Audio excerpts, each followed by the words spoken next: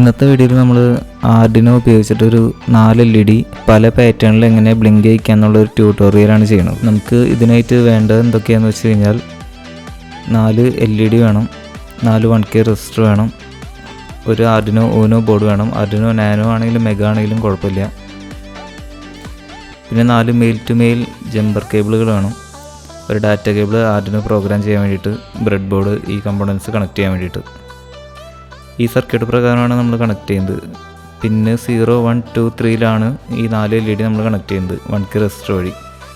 ആർഡിനോയുടെ digital pins 5 volt ആയതുകൊണ്ടാണ് നമ്മൾ 1K resistor വയ്ക്കുന്നത്. നമുക്ക് ഇനി ഈ ബ്രെഡ് ബോർഡിൽ എല്ലാ കമ്പോണൻസും ഒന്ന് കണക്ട് ചെയ്യാം. സർക്യൂട്ട് ഡയഗ്രം ഞാൻ ഡിസ്ക്രിപ്ഷനിൽ ഇട്ടിട്ടുണ്ട്, എല്ലാവരും അത് നോക്കി വേണം കണക്ട് ചെയ്യാൻ.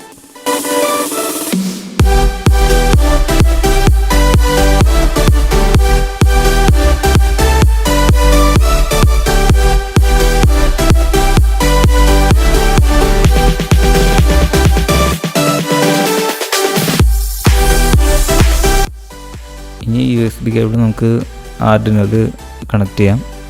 അതിൻ്റെ USB പോർട്ട് കമ്പ്യൂട്ടറിലും കണക്ട് ചെയ്യാം. ഇനി നമുക്ക് ആർഡിനോ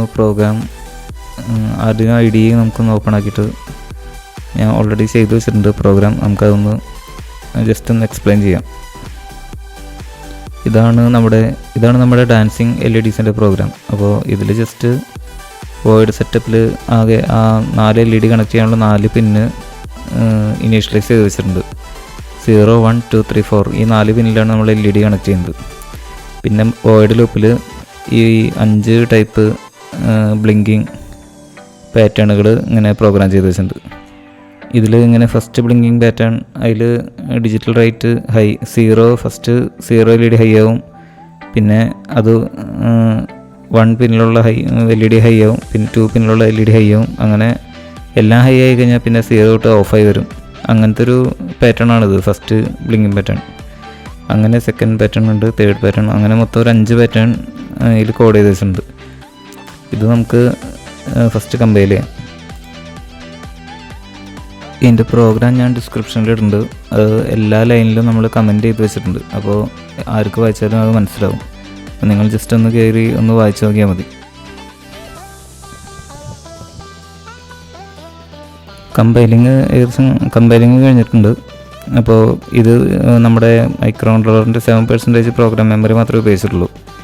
2370 ബൈറ്റ്സാണ് ഈ കോഡ് പ്രോഗ്രാം ചെയ്യാൻ വേണ്ടി ഉപയോഗിച്ചിരിക്കുന്നത്. നമുക്ക് 32,256 ബൈറ്റ്സ് അവൈലബിൾ ആണ് ഈ നമ്മുടെ അറ്റ്മെഗ 328Pയിൽ.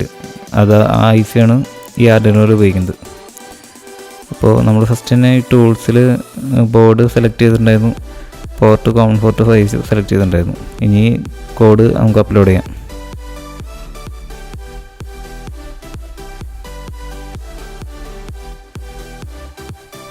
അപ്ലോഡിങ്